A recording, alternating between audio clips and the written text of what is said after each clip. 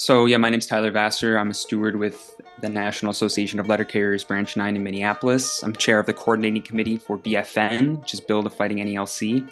This meeting is being hosted by BFN, which is a growing rank and file reform caucus within our union, the NALC. We're fighting for demands like a $30 an hour starting wage, an all-career workforce, fighting for the right to strike, and so much more. Today's meeting is on how the arbitration award shows why we need the right to strike. We're going to be discussing the March 23rd rallies, the arbitration decision, building BFN chapters across the country, and next steps for consolidating our gains over the past year as a group. What's next for us as a reform caucus? I'll be giving the introductions. We'll have a few speakers up front, followed by a discussion. Looking to keep this to an hour and a half, and so I'll be timing contributions and try to keep it a tight hour and 30 minutes, just so that, people can get on with their Sundays and all that. But I appreciate everyone for being here. I know there's a number of people that will be watching it, the recording online as well. I encourage people to share that around. Starting off with the March 23rd rallies, there are a lot of positives and a lot of negatives for the March 23rd rallies, but I think just to start it off, this was the biggest day of nationally coordinated public rallies in NALC in over a decade, as far as I can tell, as far as what I've seen and read from our history. This is the first time that we've seen this many coordinated actions and rallies across the country since the fight to preserve the 6-day delivery back in 2013, I believe it was. There were over 200 rallies across the country. Thousands of NALC members participated and were out in the streets in front of post offices, federal buildings, parks, and busy street corners. BFN played a key role in making this happen in the first place. We argued from the very beginning, remember all the way back in the open bargaining fight, that we needed some form of nationally coordinated public actions to fight for a strong contract and now fight against privatization or attempts at privatization. Like I said, there were a lot of positives and negatives to these rallies. It's really a good thing that these rallies happened. It showed a lot of NALC members that the union is about more than just grievances. It can be a real force in the streets. It's something you can participate in. It can organize around societal issues like fighting privatization. It could be doing so much more around societal issues, but again, this is a first step in the right direction, even if it was small. It's really, at the same time, some of the negatives, it's really too bad the national leadership did not connect the need to fight privatization to the need for a strong contract. As we discussed at our last BFN meeting in the mid-March, we discussed what kind of post office are we fighting to save? We need a post office that works for postal workers and works for the communities that we serve. These two issues are linked. You can't talk about one without talking about the other, especially since it had been years since letter carriers, had gotten a contract and gotten real substantive raises. In Branch 9, and I know a couple other places did this as well, we did connect these two issues, and we did from the very beginning. And that played a role in getting the 400 to 500 people out to the Minnesota State Capitol. I know it was one of the bigger rallies in the country. I don't think that's coincidental. I think it's part of the reason was because we connected these two ideas. The threat of privatization is very real. How do we prepare to fight it? I know it's an idea that's been floated for 40 years, but now they're deadly serious about it. Look at Trump's attacks on federal workers, on the federal workforce and agencies already. Privatization would mean a massive assault on wages, on working conditions. It would mean higher prices and slower service. It needs to be fought, and it needs to be done so publicly. Postal workers alone can't beat back these attacks. We need all the postal unions together. We need the entire labor movement, the entire working class, the general public on our side. But again, it was really a missed opportunity from our leadership, and I think it was done on purpose to say, don't talk about the contract. And so members are rightfully upset about that. We're skeptical of these rallies. And I think our role with BFN is to not deny that reality, there's obviously truth to that, but also to say, what could we get out of these rallies? And I think NALC members, BFN's members and supporters got a lot out of organizing these rallies where they played a role. For all the complications and weaknesses from national leadership in framing the rallies, BFN members from across the country, played big roles in organizing these. I know in Boston in particular, Minneapolis, Seattle, Portland, and a bunch of other places I'm sure I'm missing. But if people here played a role in organizing rallies in their area, I really encourage them to come into the discussion with some of those lessons. What did you learn out of it? How did you grow as a group, as a BFN core there, out of organizing these rallies or participating in these rallies, having discussions about them? I know that every time we organize a rally in Minneapolis, this is the third that we've done since our April 2023 contract rally. We gain more experience. New people step up into different roles. We get better organized for the next time. And we did sort of solicit rally reports, a couple paragraphs, 100 or 200 words, from people in areas to talk about those lessons that they learned from organizing these rallies. So far, we've gotten them from Chicago and San Francisco, but I know a number of others are in the books. This is kind of a good way to write material, reflect on it, see what areas we have people organizing. And so I really encourage people, if you organized a rally, played a role in a rally, or even just participated in a rally, what are your reflections on it? What are the lessons you learned out of that, positives and negatives? What could you do better next time? All that good stuff. I'm just going to end on this point before introducing our speakers. I want to talk about arbitration, the right to strike, and BFN's statement on it. I hope people had a chance to check out the BFN Coordinating Committee's statement, which had shared the same title as this meeting, which is Arbitration Award Shows Why We Need the Right to Strike. The TA was that we rejected by an over 2-to-1 margin, only the second time in our union's history that we've rejected a TA and said, we want to fight for more, we deserve more.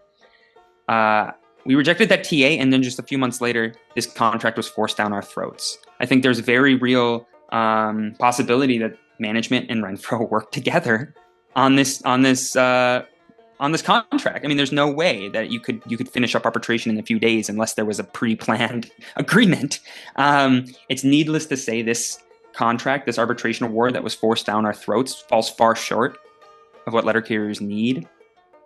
It's a pay cut due to inflation. I mean, if the general wage increase and the cost of living adjustment, which we don't even get 100% of inflation, and if you're lower on the pay scale, you don't even get 100% of our calculation for COLAs. If the COLAs and the general wage increase don't add up to being higher than inflation, that is a pay cut. And that's what happened with this agreement, and that's why members are pissed off. I want to be clear about this point, and it's in the statement as well. The BFN Coordinating Committee is opposed to any process that does not give NALC members the final vote on our contract. Binding arbitration was a concession given to management after the 1970 strike. Out of that strike, we got collective bargaining and binding interest arbitration, along with raises and all sorts of other stuff. But we did not get the right to strike, even though it was strike action that won us collective bargaining in the first place. So BFN, our coordinating committee, is opposed to binding arbitration on the contract because it denies NALC members our basic right to decide the terms of our contract. This is why we need the right to strike. Any other union would have voted to reject that sellout tentative agreement and prepared for strike action, because strike action is the most powerful tool that workers have to defend our interests and to fight for more. Being denied this basic right is undemocratic, and it puts us in a poor position in contract negotiations or to defend against privatization. So the Coordinating Committee statement, the arbitration award shows why we need the right to strike. I really encourage BFN members to read the statement, to discuss it with others in your area, to share it around at your station, especially with those who are interested in getting organized in some sort of way. This is the way that we build a stronger reform caucus. This is the way that we build an understanding among BFN members of our approach, what we stand for, and so on. If people disagree with the statement, and they think, then they should propose ideas in this discussion and going forward about what they think we should be focusing on, what the conclusions we should draw from this whole process of organizing over the last 6 months to a year. And I really want to encourage that this is a place for that sort of thing. And so the last thing I'll say is Mara and others are going to get more into this, but we really looking forward are preparing to organize a campaign to fight for the right to strike. We have a language on the books that NALC already supports the right to strike. We want to get that language from the 1968, 1970, 1972 conventions, and then see, okay, what's already on the books, and how do we organize, resolutions to pass in branches to go into the convention with resolutions to prepare a campaign to fight for that right, prepare for what's likely to be a showdown at the 2026 convention.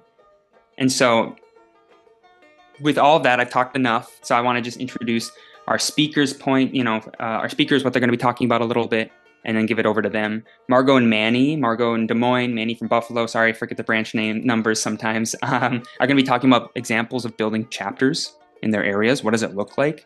What are the strengths and weaknesses, successes, and complications of that process? It's going to be a messy process, but it's how we do it. Mara is going to speak from Philadelphia, is going to speak on next steps for BFN. We've played a key role in the reform movement in pushing NALC on a number of issues, from open bargaining to the Vote No campaign to the need for public rallies, which resulted in March 23rd and so much more. We've grown tremendously from a handful of people in Branch 9 in Minneapolis to Zoom meetings of hundreds to starting of chapters in around a dozen places. And I'm going to name a list that just came to me off the top of my head. I know I'm missing places, so please correct me if I'm wrong. but I know Minneapolis, Milwaukee, Chicago, Pittsburgh, Philadelphia, Buffalo, Boston, South Florida, San Antonio, and other places in Texas, LA, Portland, and Seattle. I know I'm missing some others, so please, I'm sorry, don't take it personally. That was just the list that kind of came right to me. All these places have either voted to form a chapter officially, or are in the process, have a person or two or three or four on discussing building that core.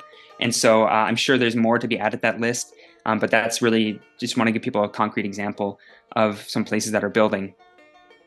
How do we consolidate the gains we've made over the past year?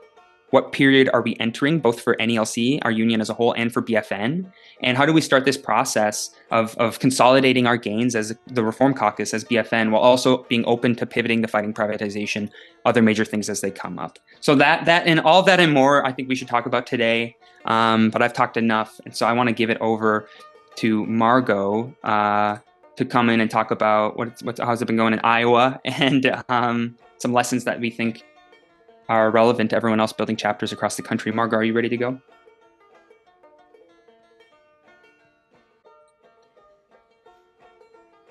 Oh, your audio doesn't seem to be working. Sorry about that. I can give it to Manny first, if that's all right, and we can come back to you. Does that sound okay? Okay, sorry about that. All right, Manny, you should be able to unmute yourself. Why don't you go ahead, and Margot will fix her audio. Come in after that. All right, I'm going to go ahead and add 3 PDF documents. There are a couple of worksheets, one worksheet and 2 other documents. They're just, some good pointers to look at, and I really think that everybody should take the time to work on. There's a worksheet called the Core Group Bullseye worksheet, and that's something that will help you kind of map out your own core groups. My name is Manny. I'm a letter carrier out of West Side Station in Buffalo, co-chair for Build a Fighting NALC in the Buffalo chapter. I think, BFN overall learned a lot of tough lessons from the March 23 rallies. And I think one of the biggest things that we learn here in Buffalo is that there is a lot of lack of trust coming from NALC and people who are not used to this type of organizing. I can't fully understand what the mistrust is, but it seems to be some misunderstanding about what BFN is and what we're trying to do. But I think, at the national level, within NALC and Build a Fighting NALC, we know that there needs to be a strong rank and file movement. We know that we are well within our rights to organize independently of our union and to still be active dues-paying members. And without trying to jump into here's why this happened, but there have been some damaging efforts to silence us, especially on the right to strike issue. And one of our jobs as Build a Fighting NALC leaders is to ensure that we're organizing our core groups ethically and preserving our rights and actions through more careful navigation of our core group model. Core groups model's purpose isn't just to assign roles or tasks. There needs to be a variety of skill sets within the core group. And I've talked about this before in Build a Fighting NALC meetings. I am not very well versed in the contract yet. I'm not very well versed in, everything NALC or being a union steward. My strength is organizing and getting people together and teaching people how to organize when they feel like they don't have skills or when they feel like they're just not being heard. And I'm also very good at getting people who have power to listen to us. And so one of the biggest changes that we made in our core group was we added Michael Hines to our core group. And the reason that we did that, he's, super passionate. He's involved, and he keeps saying, I just want to learn. And that's all that you need to be a core group member, is have that passion and that drive. And we have a couple of us who just went through steward training, and that's just we're rounding out our experience levels and our skill sets. I think we also need to, as a core group, start building out our own bylaws. So, we've got core groups in Build a Fighting NALC nationally, and we have them locally. So those bylaws kind of need to be in some sort of lockstep in order to be able to move together. Or, if we have a new chapter forming, you don't necessarily need those bylaws right away, but coming to the main Buffalo Build a Fighting NALC coordinating committee and looking for some of that guidance will help kind of form like a really strong national movement. We learned a little bit, after the March 23rd rallies, about the importance of using the various levels of the core group model and using them ethically, and letting people leave positions or letting people leave the group. We're very, very well consolidated right now. We've got 4 or 5 people who are committed to this effort and willing to jump on tasks. And we've got a lot of people who are willing to take part in conversations. And then one thing we're working on very, very hard, and it's difficult to do that, and that's not engaging the hostility. Like, that's something that that everybody is going to face at a certain point, because I think engaging hostility, there are major risks involved in that, especially when you're organizing at this level. And so, when we're talking about why we need to start looking at like bylaws and shared agreements and the risks, we've heard of a couple Build a Fighting NALC members being removed from positions within the union. And our intention to talk about this is not to place blame, but to really figure out where is the conflict coming from, why, and where are the power dynamics that we need to address. So like having, when somebody gets removed from a union position for something they're doing outside of the union, that is incredibly harmful. And it leads to false narratives about Build a Fighting NALC, and it puts some rank and file members in positions of really having to fend for themselves, even within union meetings and also within their work environment. And it's time to start having those tough conversations with the main goal of repairing damaged relationships, because we want to be seen as a good addition to NALC and to our branches. And so we're really trying to focus now on the connections and the ethics of organizing a core group. So, with that being said, there was one member we had to remove from some of our conversations because we realized some of what they were saying outside of our discussions were leading to a lot of harm. And that doesn't mean that person can't be in there forever. We don't want to set an example of like, oh, we're just going to remove people willy-nilly. Our main priority is protecting the people who are doing this work, and not leaving them to be hung out to dry and fend for themselves. And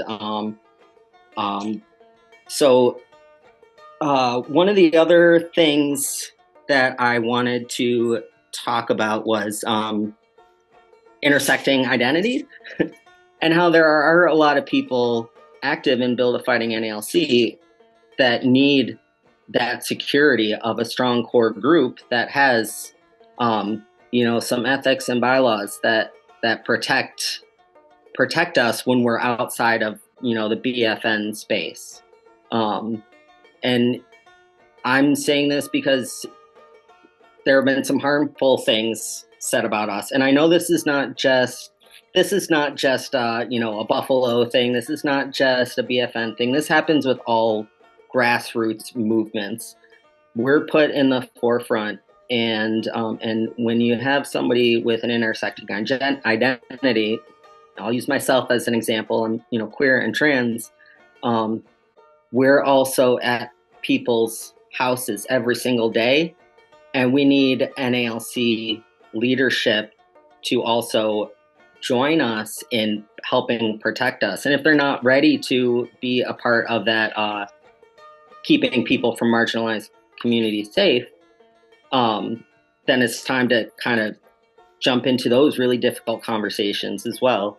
But we can't do that work if we don't have really strong core group structure that agrees on how to protect all of us and agrees that when we say an injury to one is an injury to all. If there are any questions or anybody wants to talk, I love talking through ideas on using like the worksheets, on how to form core groups, on what types of shared agreements you have, and whether those shared agreements are for like use in one space versus another, or whether shared agreements can apply to your whole membership. I love talking through that stuff, and because the ideas that I have might be very different from the ideas that somebody else has, but I do come to this with a pretty distinct desire to create accessibility for everybody to the union. I'll let Margot. Okay, thanks, Manny. Thanks for that. Yeah, I think like for people who are just getting started, Branch 3 is a few steps ahead of where I think a lot of other people are at, but it's a really good example of what it looks like to build a core and then do some actions. They were able to organize, in response to an unsafe working condition, an informational picket at a post office that Branch 3 represents. They were able to, they've had a lot more experience than because they built that core and started getting organized. And so for people thinking like, wow, like that sounds like I'm just getting started, that sounds like a lot. I think Manny gave a good example of what it looks like once you start getting going and building that core. Some of the questions that do come up. I really want to encourage people before I hand it over to Margot to really read, and I'll send this out in a follow-up email, the How to Start a Chapter document that the BFN Coordinating Committee had written about a month ago or 2 months ago at this point, that really gets down to the basics, gets more in depth on certain questions. This discussion can add to that, but that's a good place to start. And then just the real thing about, like Manny had mentioned, developing bylaws and stuff. We're developing out our structures from BFN nationally. We've been in an all-out sprint for 6 to 8 months, like going into the convention, coming out of the convention, the no vote, the March 23rd rallies, all that stuff. Now we actually have the time to take a step back, catch our structures up to where we are organizationally as a caucus. And so I just want to keep people in mind. We are very consciously thinking about that stuff. We'll go more into that and Mara and other people's points here today. But up next, we've got Margot up next to talk about a chapter that's maybe a few steps behind Branch 3, the Buffalo chapter, but in a really good, off to a really good start. Margot, do you want to go ahead? How's your audio?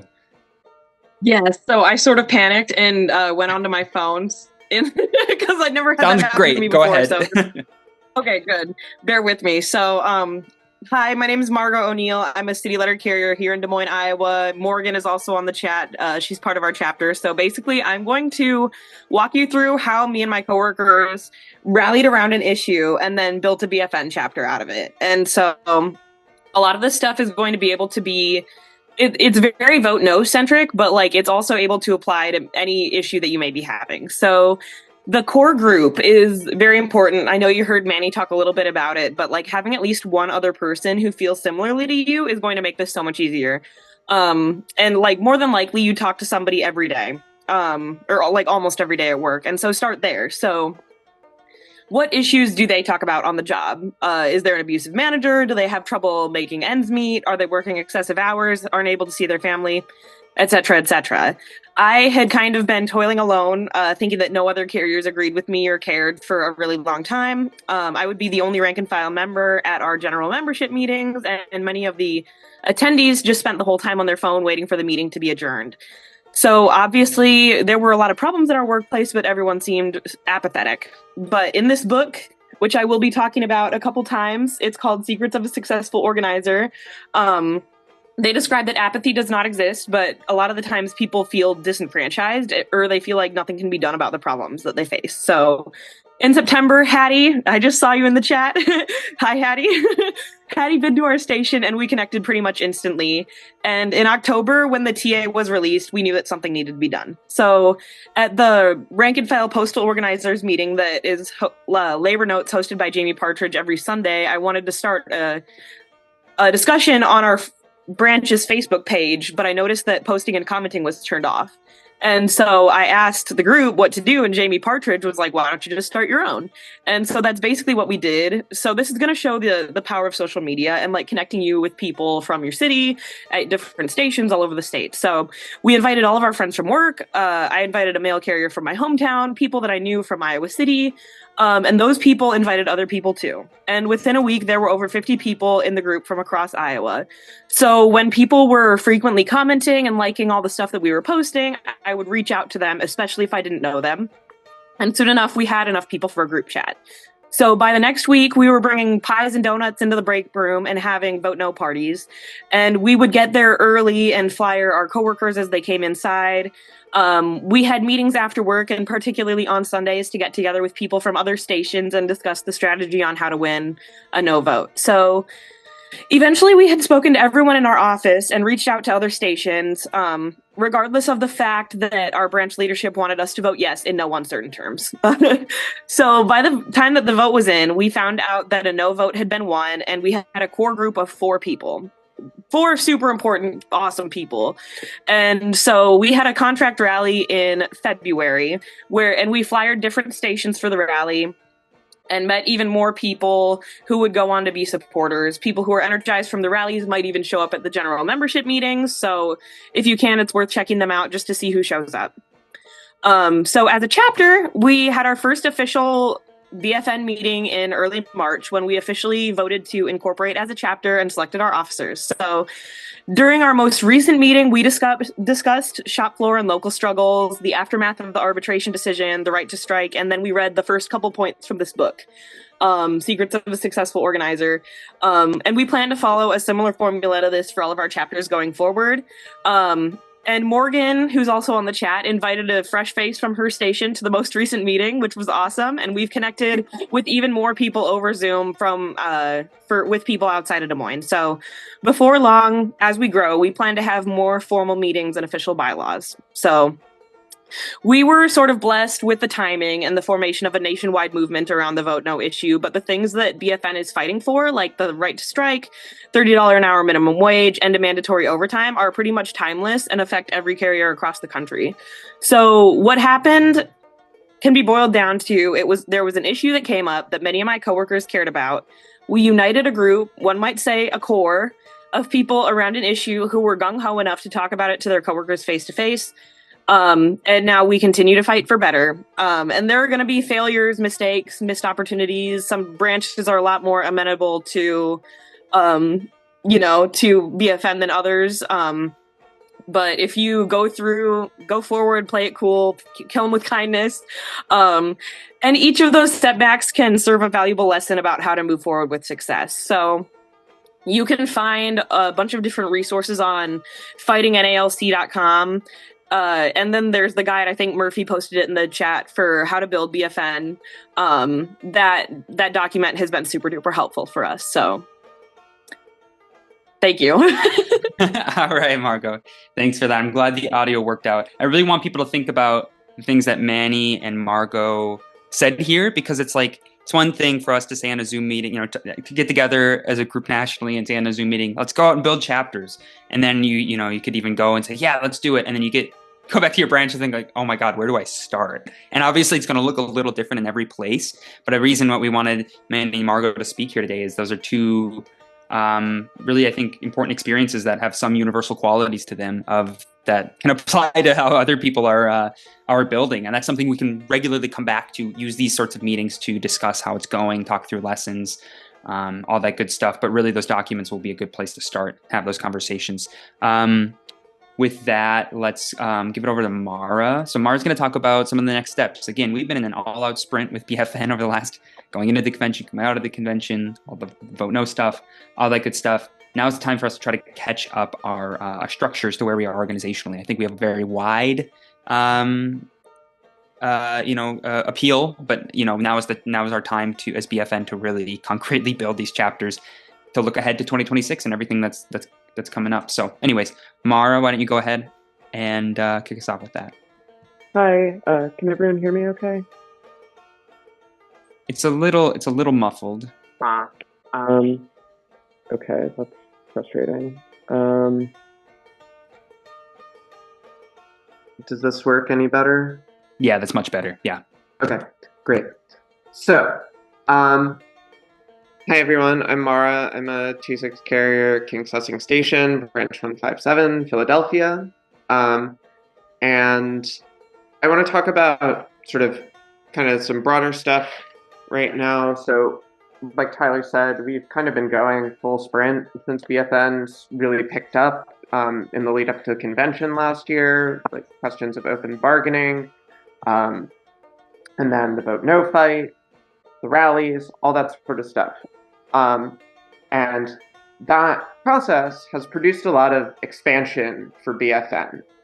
Tyler mentioned there's a whole bunch of chapters getting started, Minnesota, Seattle, Iowa, Buffalo, Allentown, et cetera, et cetera, et cetera. Lots of places. And there's a few other places where chapters are sort of slowly coming into existence. And so what we need to sort of start doing now that we've had this whole period of expansion, is we need to sort of focus on consolidating, right? This sort of expansion is good, but it also comes with some challenges, right? We've heard from Manny, there's all these sort of ups and downs. People are maybe a little less mobilized. We see this as a smaller meeting than it's been in the past because, the contract's done, the rallies are done, all that sort of stuff. And so we need to focus on building up BFN as an organization, tightening up, building up our unity, and getting ready for the fights ahead. And I think, to be clear, this being a smaller meeting is so fine. That is how these things go, right? That is how these, processes of struggle, processes of building organizations happen. People kind of go, things move in zigs and zags, things move in spirals. We have these moments where people are really mobilized, and we have moments where people are really, it's just the sort of core people that are really committed. And so I think everyone on this meeting is one of those core people. If you're still here, you're still working on this stuff, and you don't have a branch of BFN set up yet. You said branch 5,500. Anthony, not to put you on the spot, but that's the right attitude. Everyone should be, thinking about how can you were just up, but I shouted you out, Anthony. You have the right attitude here. We all want to be building we want to be focusing on building up our branches. And so there's a few ways where the BFN coordinating committee has talked about doing that. Which is one, sort of doing the things locally, because this all really does need to start locally, that Manny and Margot talked about. Building up a core, figuring out what issues need to be resolved in your branch. Sometimes the branch leadership is going to be hostile. My branch leadership does not like me already. I haven't done very much already. There's some branches where branches or leadership's more hostile, some they're more happy to see you, right? And so kind of figuring out how to approach that, and the way to start is get 2 or 3 other people and go from there. If you have questions, we can all, myself, Tyler, anyone on the coordinating committee can have a call with you, talk through who in your branch might be a good person to talk to. I had a big call with Margot. Sometimes I feel like, it can be tough, but you just have to be persistent. You have to keep going, trust the process, as we say in Philadelphia, etc. So that's kind of the base level of it. We want to build up our branches. At the level of BFN as a whole, we're thinking about doing a convention. So something we've seen happening is there's all these branches where all these branches have kind of come together and they've, started building this thing. And tons of people have lots of ideas. Tons of people have, all sorts of things they want to get done and do. And they're kind of deferring to the coordinating committee, or there's a lot of, some amount of confusion, some amount of just sort of, there's no real way to I don't know that I'm doing the best job of explaining this, but it's tough to sort of link the fact that we have this sort of central coordinating committee with all these different things that are going on all around the country. So we want to have a convention to consolidate that. The coordinating committee right now is just kind of appointed. I think that's okay. I think that's fine. But it's better if we all have an election. We all vote all the members of the coordinating committee. The only way to do that is to all get together in some sort of way. It'll probably be on Zoom.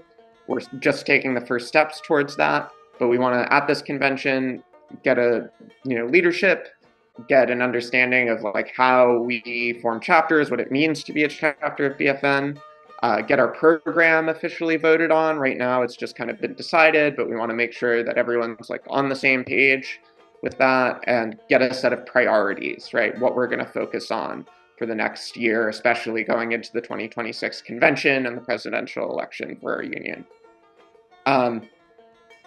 So that's, sort of one piece of this, and kind of giving a lot of information. If you're new to this, the thing to focus on is chapter building, but there's other stuff too. Some other ideas we've talked about. We want to talk about campaign planning. We really want to emphasize right to strike, because we think it's, it's the key to everything. It's the only way we get all the other things we talk about.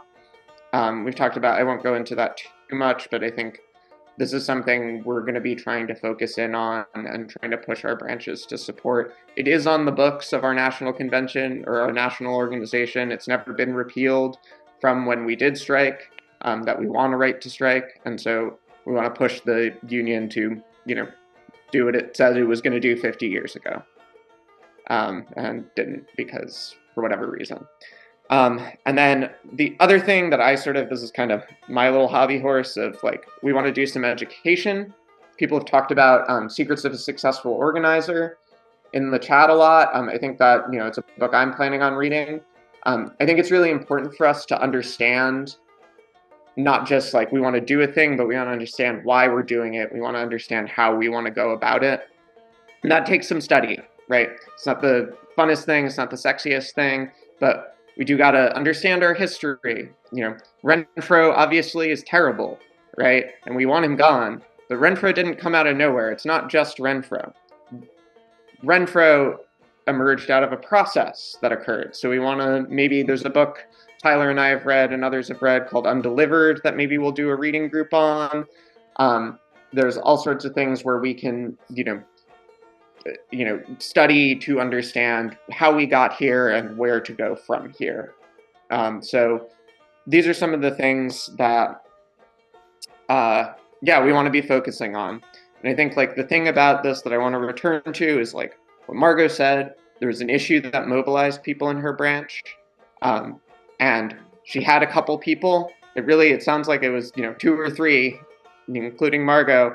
And because there was not just one, but a couple of people that were ready to go when the moment came, Iowa BFN is now, well on its way, right? And I think that's kind of the key is even if you are alone, you only have one other person, 2 other people,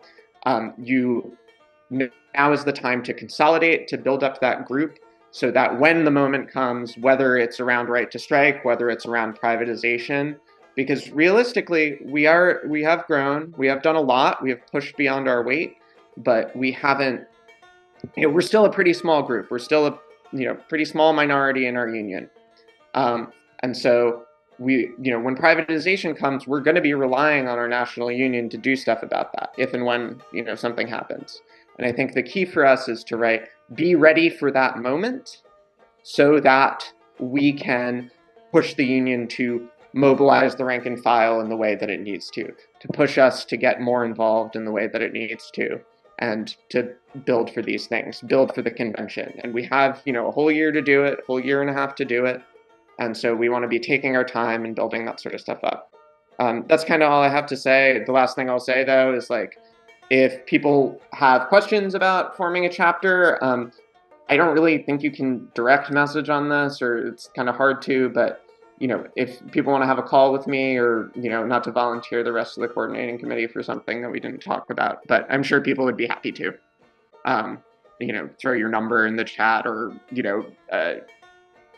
we can figure out something. Send an email. Yeah, that's kind of it. Thanks. All right, Mara, thank you so much. While I'm talking here, I want to encourage people, we're going to move into the discussion portion. And so if you can direct message Ernest Gonzalez if you want to get on the chat. It's easiest if you direct message him, just because there's lots of messages in the chat and we don't want to lose them. So if you want to come into the discussion, you should do that. Message Ernest directly. I really want to encourage people, every single time we have one of these meetings, or there's people I talk to on the phone before the meeting, or maybe I talk to them afterwards and they have really good stuff to say, but they didn't necessarily come into the discussion. I don't want to pressure anyone to speak, but I do want to really encourage people. There's a lot of people here with good things to say, with good experiences. Just because you haven't built a core and started a chapter already doesn't mean you don't have something important to say. And so I really want to encourage people, come in with their reflections of building BFN in their area, positives and negatives, the rallies, the arbitration, some perspectives of what are conversations like at your station. Any of that stuff is really good. I really want to encourage people and appeal for people, even if you don't think you have a perfectly thought out thought, come into the discussion. Please message Ernest if you want to get on. We've got one person on the list right now. But for right now, we'll keep contributions. I'm going to time them 4 or 5 minutes. If we get more and more, if the list gets longer, I'll push that down to 4 minutes, just so that we can kind of make sure everyone has an opportunity to speak. One last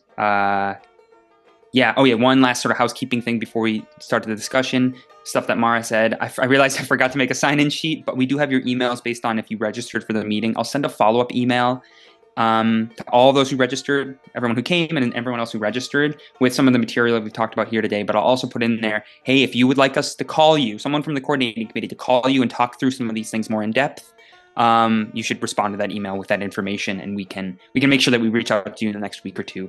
And so anyways, looks like our list is starting to grow. So I'm going to push it over. I'm going to go with Audrey Davis first, because it seems Audrey's got a question. So Audrey from San Francisco, branch 214, should be able to unmute yourself. Yeah, go ahead, and then we'll go with the rest of the list. Yeah, go ahead.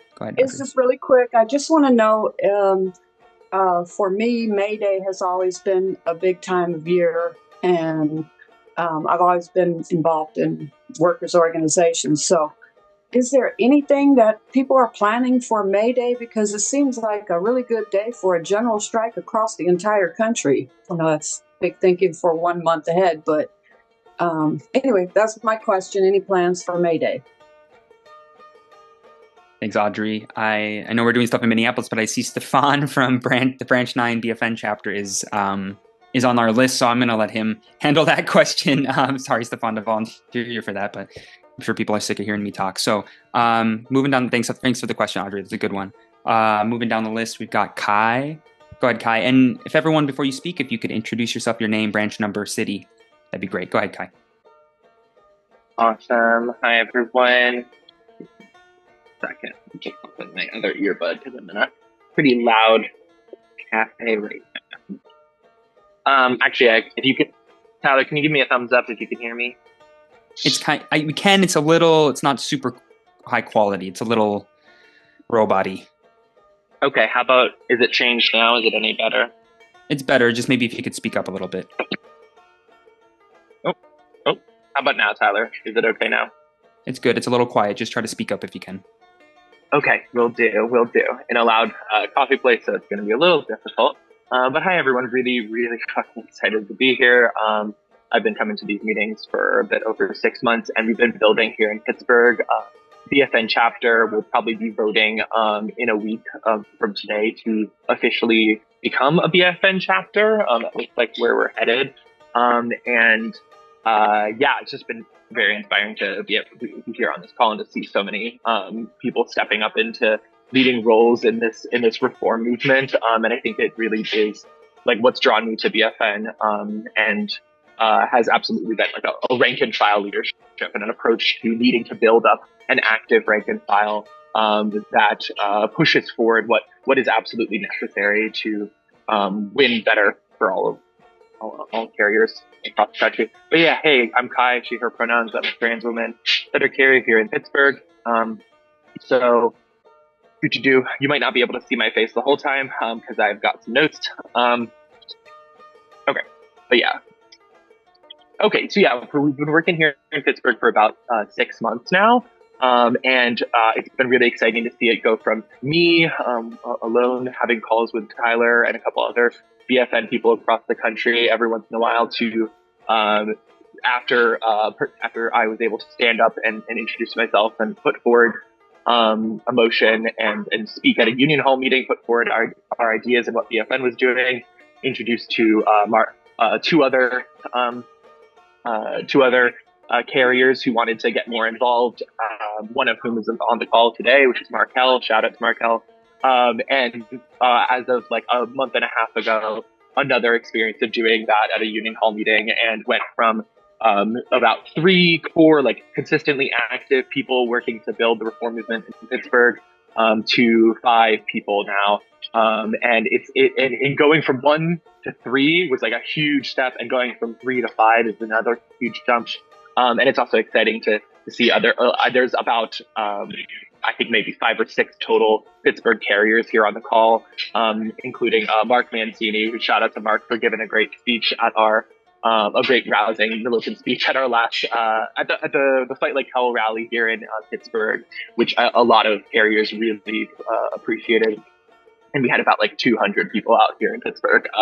Cool. Okay, and I can say really briefly about May Day that and I'm sure that other people will say more about that, but to Audrey's question, yeah, we're organizing for a May Day labor rally here in Pittsburgh. We're trying to get United Electric, a much more rank and file led union, as well as a bunch of other union forces and some socialist forces to join up and contribute. There might actually be a good chance we might be able to get one of USW's, United Steelworkers, social wings of connected to the Latin workers, Latino workers, to join up under this banner. I think I don't have it right in front of me, but our title for the event is something like an end to cuts, privatization, or no to cuts, no to privatization, no to deportations, and for a strong movement for fully funded services instead of war. Okay, and it's very exciting. We're still in the early stages, but I'm excited to what that looks like here in Pittsburgh and across the country on May Day. And aspiring that yesterday, over 1 million people came out to protest against Trump. And I think that we are in a very really, really particularly important time to be standing up as labor movement. I'm going to move through some points pretty quickly here because I know there's so much to say. And I know I want to not talk too long because I want to hear what other people have to say. But yeah, Kai, if you could start to sort of wrap up those thoughts in the next minute. We'll do. I could do that in a minute. Thanks, Tyler. So yeah, this work is really hard. It's not easy, and we're ultimately standing against the stream. We live under capitalism, which is a system ruled by the bosses and their ideas. And so we're not taking that path of least resistance. We're standing strong, and that's hard, and it's going to take building up people and our capacity to lead. Yeah, I'm an open socialist, and that's actually been really important to being an open socialist throughout the work, drawing people and the best fighters towards me. We're planting a BFN flag with our clear ideas of what we do when we stand up at a union hall meeting and talk about what's absolutely necessary, regardless of whether we're in a branch that the bureaucrats are making these meetings into the most boring thing possible. Yeah, we need to make that discussion happen. Our role is primarily political, I think, our politics, because our politics, it's not just about Democrats or Republicans. Our politics is about our ideas about how to make change in the world. And so it is a political role, and we need to be bold and courageous in putting forward what's necessary. And wrapping up on this final thought, the workplace is the site of our greatest leverage, which is really, really great to hear about. Margot and Manny and Mara talk about what's necessary to organize our coworkers. And I think that online spaces are a powerful tool, but they're also fraught with dangers that can degrade democratic discussion if not consistently balanced with calls and in-person discussions. So even in this meeting alone, I have absolutely been I've only seen 10% of the messages that have been flowing in this rapid fire chat. So just like giving insight of like how like hard it is for a lot of working people to follow up with those things, and that's why like really, really important. And I'm really just fucking excited to build this thing alongside all of y'all. And yeah, looking forward to the discussion. Thanks. All right, thanks, Kai. Thank you so much. We still got plenty of space on. We got a number of people on the list, but we got plenty of space. I just want to make another appeal for people, even if you don't have a perfectly formed thought, to come in, message Ernest Gonzalez in the chat and say, hey, I'd like to come in and speak, even if you've got what you think is a silly question. There's no stupid questions. Please feel free to come in. But moving on to our next speaker is Stefan. Go ahead, Stefan. Hey, so what I have to say kind of touches on what Mara was saying about persistence and kind of how we have this like downtime now that we don't have an immediate cause to organize around, right?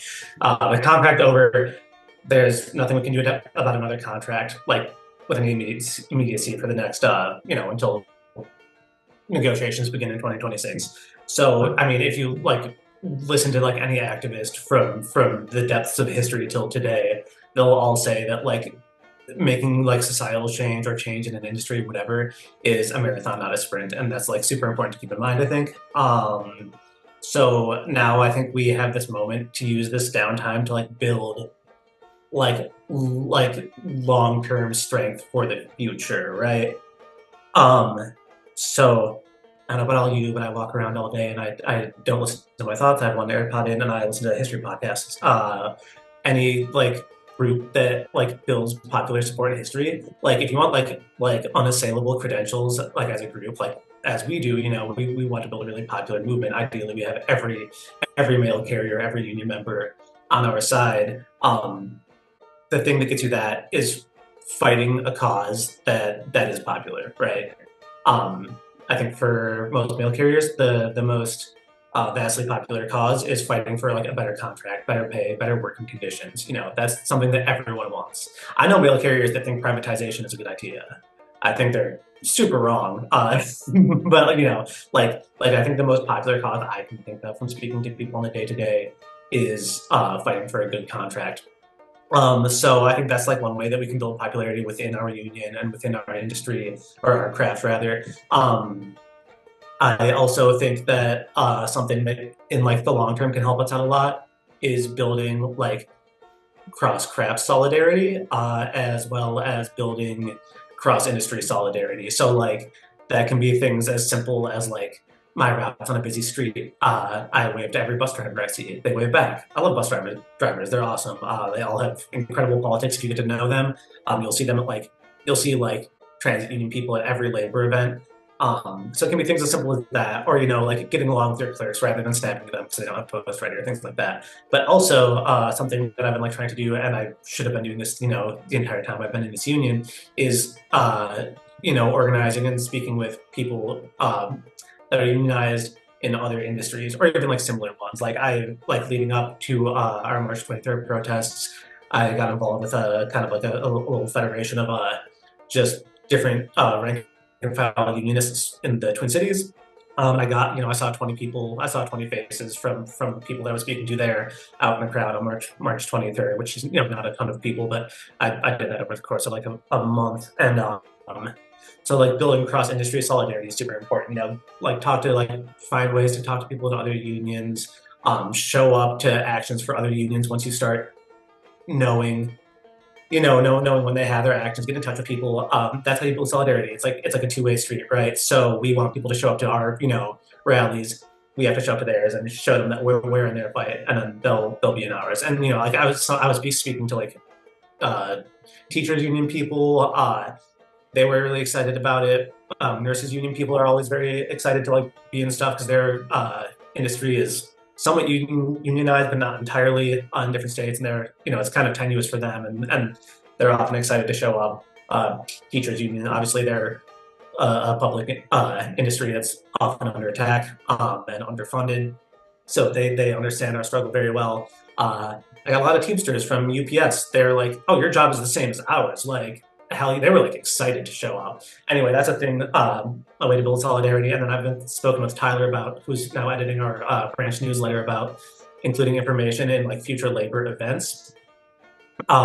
in our newspaper. So like if you can talk to your editors, whoever, at your branch newsletter, to hopefully get like future labor events in there. If we can get NALC rank and file members showing up at like labor events for other industries, that's awesome. That, like Stefan, can you start to wrap up in the next minute, please? Cool. Yep, I'm just about done. That was about all I had to say. And then to address the May Day thing, we have a very, like, it's an institution, our May Day rally we have a parade and a rally and just a big old party at this park in Minneapolis. I contacted the people, signed up online. We're going to have BFN people there carrying a Right to Strike banner. And I think we get a lot of public support. They were very happy to let us in. The people who do it in Minneapolis were just sorry. It's like a bunch of like punks and anarchists and stuff, and they were happy to let us in. So that's all I've got. Build solidarity in the long run, so future rallies will have more turnout. That's right. Thanks, Stefan. Yeah, Stefan's one of our co-chairs here for the Minneapolis BFN chapter. It's really good to hear from him. And like Stefan was saying, on May 1st itself, and I really want to encourage people to answer Audrey's question. There's a May Day rally at the Minnesota State Capitol organized by immigrant rights and labor groups. We got Branch 9 at our last general membership meeting to endorse the action and we're trying to get a speaker as well. Speakers lists always are long and complicated, but we're trying our best. And either way, we're going to show up and be part of that. And then that first Sunday in May, like Stefan was saying, we have a May Day parade in South Minneapolis, which is a big fun event. And 10,000 people in South Minneapolis, and we're going to march. Can we get 20, 30, 40, 50 people with BFN Right to Strike banner? Yeah, we're going to make it into t-shirts as well. If people are interested in that, you should respond to the email that I'm going to send out if they want that banner designed to be able to print themselves. But that's just one example of how we can build the sort of people's connection to BFN is something that they're a part of, not just something that tells them things to do, but like, oh, I'm a part of this thing. We participated in this event as a contingent, that sort of thing. Moving right along. Okay. Caleb is up next. And again, I just want to encourage people, introduce yourself, your name, your branch number, and city. Go ahead, Caleb. All right. Hey, guys. I'm Caleb, Branch 11, Chicago. We're working on getting a chapter started here. I've got a few people, and I'm going to meet with somebody who Tyler put me onto last week that has a list of people in Chicago that have signed up. It's kind of hard to coordinate here. It's a huge city. So, I've worked in a couple of stations here, but there are a shitload of stations in Branch 11. But I was at the May 23rd rally or the March 23rd rally, and we had about 500 in Chicago. It was a good turnout. Chicago's, is a union town. So we had a ton of, AFL-CIO people there, Chicago Federation of Labor, all those people. And this is my weekend, so I was also at the Hands Off rally in Chicago yesterday. And, there were a lot of people, just civilians, with like Save Our Post Office signs. People that weren't union, people that were just out. And then there was a huge contingent of APW people there. There was no NALC there. But I mean, that doesn't mean that there can't be. I think that with all of these rallies that are obviously going to be happening more and more, I know there's another one already for April 19th. I know that May Day is huge in Chicago, and so like, I mean, just to couple with what everybody said, I mean, it seems that the time is now really that we could be, getting out in front of larger numbers of people. Like the public is on our side, and we all know that, and everybody talks about that all the time. But like, if we're not, there front and center saying that, then it goes away, because there's so much other stuff going on. There are so many different things that people are focusing on. But I don't know where I'm going with that. I just kind of wanted to share that. It was awesome to see that yesterday, and we're trying. Great, thanks, Caleb. I think Caleb was a good example of. I was very happy when I sent out the first round of emails to say, "Hey, send rally reports." Caleb sent one from Chicago, and I thought, "Oh my God, I don't recognize this name. This is great. Let's get on the phone."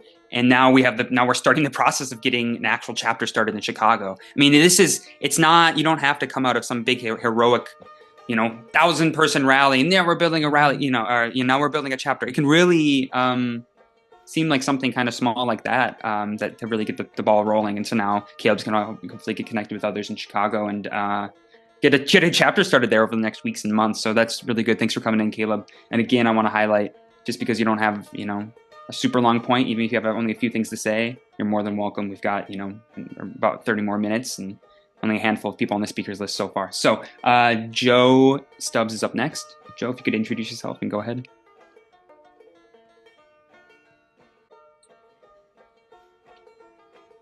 Hey, can you hear me okay? Yeah, sure can. Go ahead, okay. Joe. Yeah, so thanks. I really want to emphasize what somebody earlier mentioned, that like rank and file, connecting to the rank and file is the most important thing. And I just want to concur with that point, agree with it. It's great to be out in the streets. It's great to, go to a demonstration, but we really need to be engaging with our rank and file. I think, as this is a reform movement to reform the NALC and build a fighting NALC, but we also have to recognize that in addition to reforming the NALC and making it more democratic and transparent and militant, we also have to regain participation of the rank and file, because the union is only as strong as the engagement of the membership. And we've made a huge stride towards engaging people with a no vote. The participation in the no vote shows that we're having a big impact, but there's still a long way to go. We're going to have to increase participation in not just elections, but day-to-day shop floor union activity before we really have the power to take this on. I mean, the rally that we had here, I'm Joe, Milwaukee, branch 2, my bad. But anyway, the rally was great that we had in a lot of ways. There was a lot of energy there, a lot of angry mail carriers and union officials who are really awesome and fight for the carriers every day. But I think that I still didn't see enough people from my station, period. I tried, I told a lot of people, and a lot of people showed up, but a lot of people didn't show up. I had way more people come who are just people in the community and friends of mine, supporters that I asked to turn up than actual letter carriers. I think people are cynical, and in some ways they have a right to be, because it's been ever since the Great Strike, ever since then, of course there's been upsurges in militancy as well, but we've kind of been on the downward trajectory in terms of participation, and the union has become less and less participatory, less and less transparent, and we really need to reform. We need to get that going the other direction. So I think, yeah, it's great to go to rallies, but we need to make sure we're engaging our coworkers. Even small tactics like, I'm trying to think of campaigns we can do here in Milwaukee, but also I want people, even if I could just get something as simple as like everybody signing a petition or wearing a button or something like that, even something that's just symbolic, just like, similar to what we did with the signs, the Vote No campaign, we did engage a lot of people. And in some ways it was symbolic, but it really led to participation. And I think if we can get stuff like that going, that's even more important in some ways than just symbolic rallies, because, we had politicians there, and that's great and all. But if the rank and file isn't engaged, I don't think, it's not going to have the power it takes to actually do what we need to do. And, I think I like where we're going with this right to strike. I'm 100% for that, but I think we also need to recognize that the Great Strike, they didn't have the right to strike. Like all of these public sector strikes, oftentimes, and many strikes in general, we see in history, they don't always have the power, the right to do it. They win. I think we do need to codify this right to strike, absolutely, but we also need to organize in such a way that we build the power to do so. And I have some more thoughts, but I'll just wrap up there. And thank you, everybody, for participating.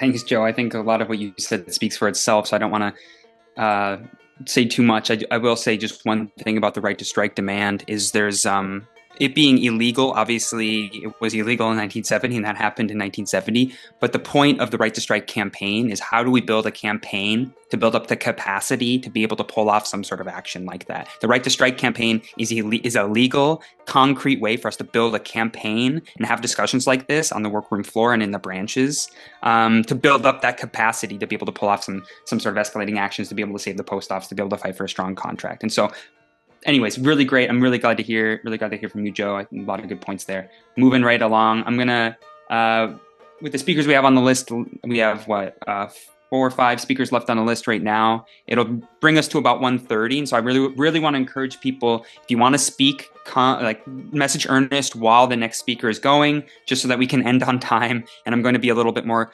conscious of at 3 minutes, I'm going to ask you, I'm going to say, hey, please wrap up in the next minute. And then you just wrap up that next thought in the next minute if you can. So up next, we got Matt Hochberg. If you could introduce yourself and go ahead, Matt. Great, yeah, and I'll try to be brief since Kai from Pittsburgh already had spoken, but I'm also, Matt, I'm from Pittsburgh, Branch 84, newly organizing with BFN here, and really exciting discussion to hear what's going on around the country with BFN, and really excited to be a part of it right now, but I just kind of wanted to bring in I think, these most recent points about, getting engagement from the rank and file are, just so important. I just wanted to come in with some of the things that I think Pittsburgh is trying to do right now with the kind of core group that we have of BFN to try and get engagement from the rank and file.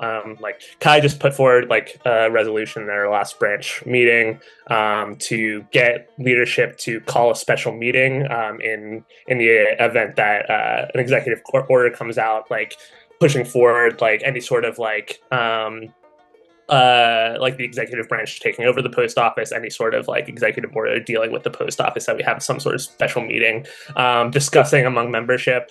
And we are, trying to talk to our coworkers to mobilize for the potential of that, to be prepared, right? Because we don't want to just that to catch us off guard, right? We want to be prepared for something like that to be able to take action, and as well as preparing our membership for participating in the May Day rally that we're building here in Pittsburgh. And something that we discussed among our core group is actually holding community tables where we're having flyers and talking to community members about what's going on at the post office, talking about our contract battle, as well as these threats of privatization that are affecting the post office right now.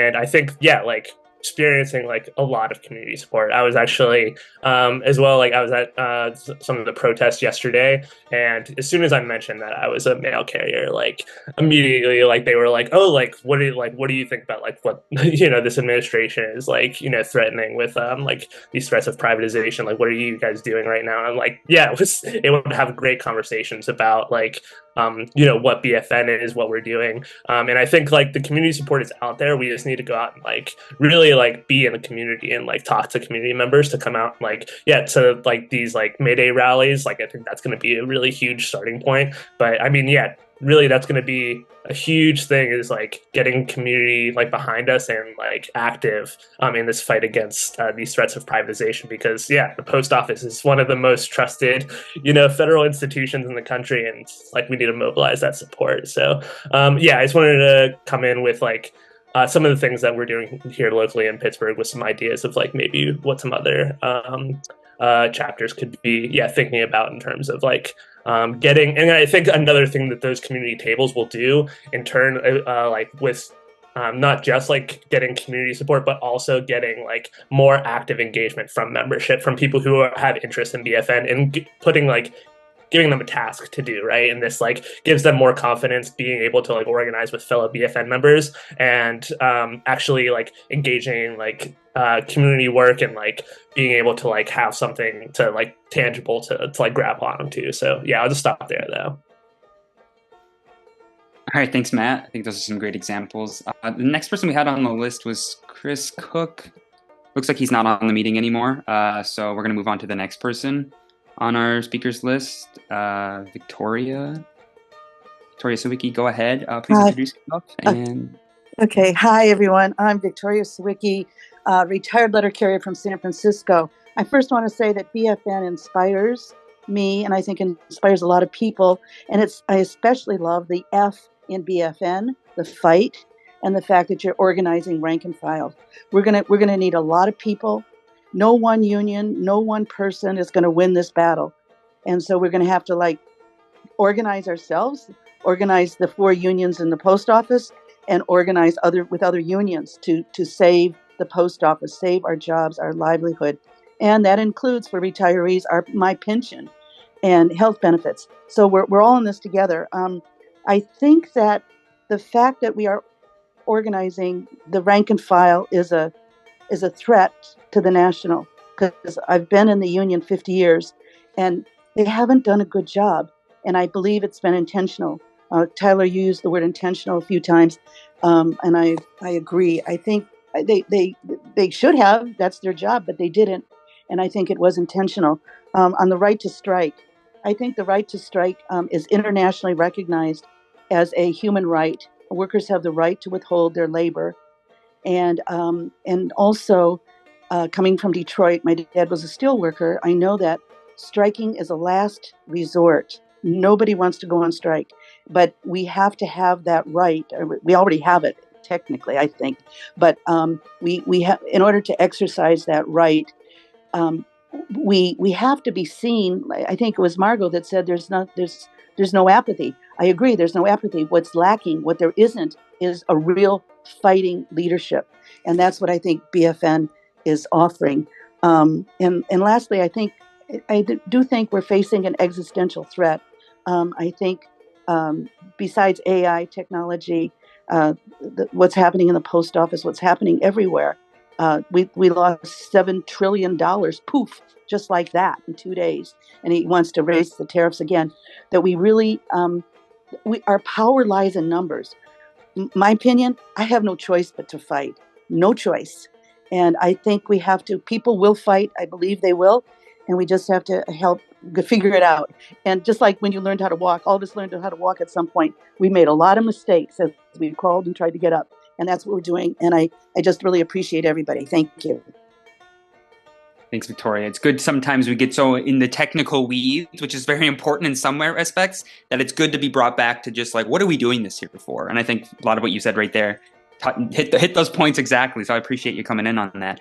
Our last two speakers, before I'll sum us up really quickly, is Justin Clausen up next. Go ahead, Justin, if you could introduce yourself and come on in. Yeah, hey, can you hear me all right? Sure can. Go ahead, Justin. All right, cool. All right, my name is Justin Clausen from Sioux Falls, South Dakota, branch 491. I thought I'd just jump on quick. I've been come to these meetings since, I think, the very first one, but I never spoken. So I wanted to kind of talk about a rally in Sioux Falls. That was my first time ever organizing one. I'm a steward, and a fellow steward and I kind of led the way. Turns out it's a whole lot of work, but most definitely worth it. And our branch is 100% organized, which is awesome. We have pretty decent participation. But after that rally, and it was cold here, very windy and cold. It was like 20 degrees, but we got a ton of people out, and there were so many people that don't come to meetings that were coming up to me, talking about helping to organize the next one, getting more involved, which is awesome. You know, like we get a decent amount of people coming to our membership meetings, but those tend to be more informational. And so like that collective action, which I don't think we've had in years here, really sparked energy in people. So I just want to let everybody know that like, if you're sitting in an area like that, little smaller city in the U.S., maybe not used to collective action, we're not much of a union town here, but hopefully we will become one. It really moved people. The next thing I wanted to say is, well, so I emceed it and spoke. Never done that before, but it went really well. And then I was contacted to speak at yesterday's rally in Sioux Falls. So I spoke in front of 5,000 people, and there was a lot of love for us out there. So I guess that's the other thing I just wanted to say is that, you know, I guess you jump out there and other doors open, and made good connections with some people at the VA. And so I did want to mention, I think it might be nationally, but April 25th, the VA, they're holding rallies. So try to get out and support other federal workers.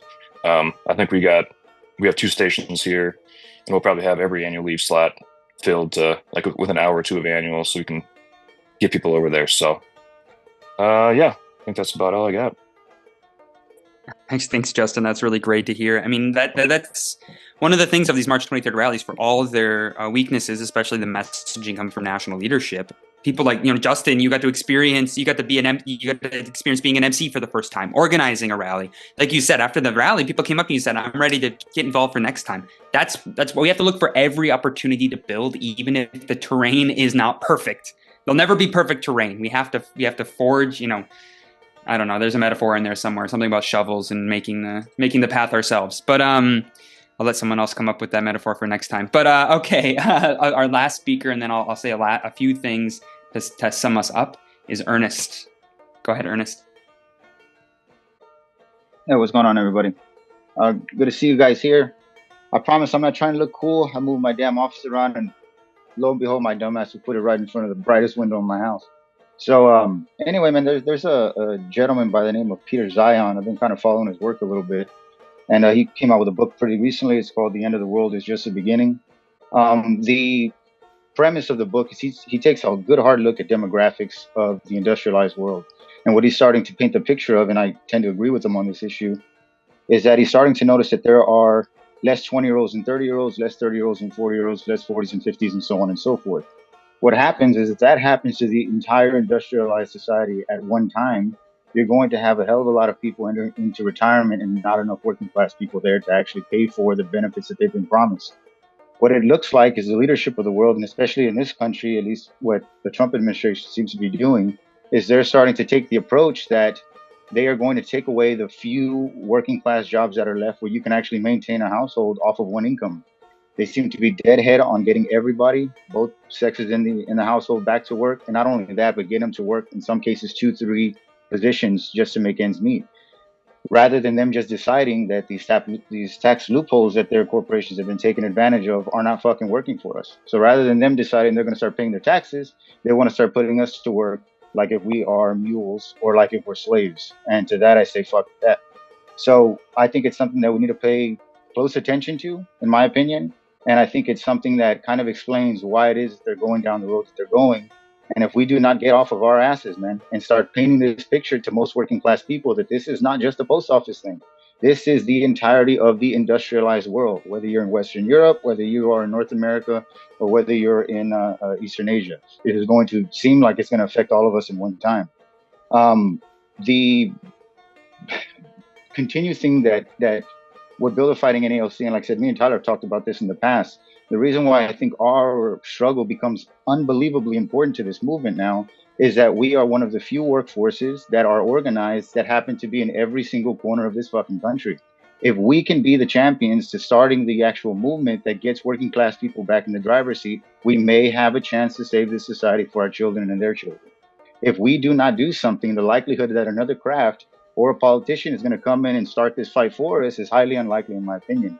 So, again, understand that what you're doing is not just for you to be able to tell your boss that I'm not going to be worked like a slave. It's to tell everybody else who's not paying attention that if we do not start paying fucking close attention, that they are going to be deadhead on turning us into slaves if we don't do anything about it. So, again, thanks everybody for coming on. I don't want to take too much more of your time. We're almost at 1:30 now, and I'll let Tyler wrap it up. Thanks, buddy. Thanks, Ernest. I think that was very well said. I'll just say a last few things here, because a lot was talked about here. I think we should think about how far we've come as a national movement, moving towards actually becoming a national organization, a national caucus, in the past year. This time last year, we were having Zoom meetings to talk about passing open bargaining resolutions in branches across the country. BFN came out of that fight for open bargaining, out of people across the country saying, what the hell is happening with my contract? Why is there no transparency? And why is there no fight back? Why are we not organizing? We're in every, like Ernest said, we're in every community across this country. Every single city has thousands, every single metro area has thousands, or at least hundreds of union members that are getting screwed over, that need to fight for a stronger contract. And so is out of that basic idea, we need to get organized, we need transparency. We've built now the beginnings of a reform caucus that's ready to transform this union. I mean, yeah, we have maybe dozens or hundreds of people that are active in it, but that's a really solid start, that we built that out of literally nothing. And so let's put it, what we're in what we're doing in the context of where we came from, and how, there's a lot of work to be done, but I think we should really be proud of what we've done so far. Again, we'll send a follow-up email to everyone here and everyone who registered for this meeting that will have our material in it. We referenced a number of statements the coordinating committee has come up and written collectively and proposed and published. We'll have in there different materials like that. Also in there an appeal if you want to be reached out to for a discussion. Of course, and me sitting on a meeting and hearing these things is one thing. It's another thing to have, a discussion. Let's talk for 20, 30 minutes, an hour, that sort of thing, and help you get things off the ground in your area or talk through issues that you're having, develop those relationships, please respond to that email. And then just keep in mind the coordinating committee is moving forward with, we really want to professionalize our work. Like we said multiple times, we've been in an all-out sprint for 6 to 8 months, a year really, with nonstop activity. Now we want to take a step back and consolidate the gains that we've made. We want to actually officially file as for whatever tax status we have to or whatever, so that we can set up a bank account and fundraise so that we can actually pay for things like the Zooms and pay for meeting rooms and whatever else. We want people to continue to build chapters, even if it means you're one person. I forgot, but Margot said on the phone to me the other day that they basically, Margot was able to find Hattie and they doubled their numbers. You literally double your numbers by finding one more person if you're starting from one. That's a great place to start. Find that one other person that can really build with you. And then from there, find the second, find the third and the fourth and the fifth person, that sort of thing. Last few thoughts here is just the Right to Strike campaign, in my opinion, is going to be the main way that we not only build BFN as the Reform Caucus, but really put NALC as a whole on the path to actually be able to fight for our rights and our interests. That being said, look for openings to build in your area. Is there something, we're a massive country, massive national union in a massive country. Is there something specific to your region or your local area or your branch or your station that people are interested in and want to get organized around? Look for those openings, like Manny and Branch 3 and the Buffalo chapter was able to do with that safety issue. They were able to organize a informational picket around that and get people out. Like we can be flexible. We want a sort of nationally coordinated efforts, but we also can be flexible and look for openings in our areas. We're doing all of this to prepare for the fights in 2026. We're professionalizing our work. We're consolidating our gains. We're we're establishing ourselves firmly to prepare for the fights in 2026. I've said this before, but there are, 4 or 5 main things 2026 we have to look forward to. The next NALC contract in May of 2026. The Labor Notes Conference, which is a gathering of labor activists from across the different industries and different unions, which I really want to, when registration opens for that, I want us to get 100 NALC members there. I want us to get 100 BFN members there. So it's the NALC contract in May, the Labor Notes Conference in June, the NALC National Convention in August, and then national leadership elections in that fall. I think it's in November. That is a lot of stuff that, just think about the impact that BFN has made so far. And we were very loosely organized. We were a movement more than an actual organization. If we're able to consolidate the gains that we've made and really establish ourselves as an official reform caucus within the union that's not going anywhere anytime soon and is going to fight like hell to take that term, fight like hell to transform our union and turn it into a militant fighting union, so that we can really play a major role in 2026. So anyways, I'll end it there.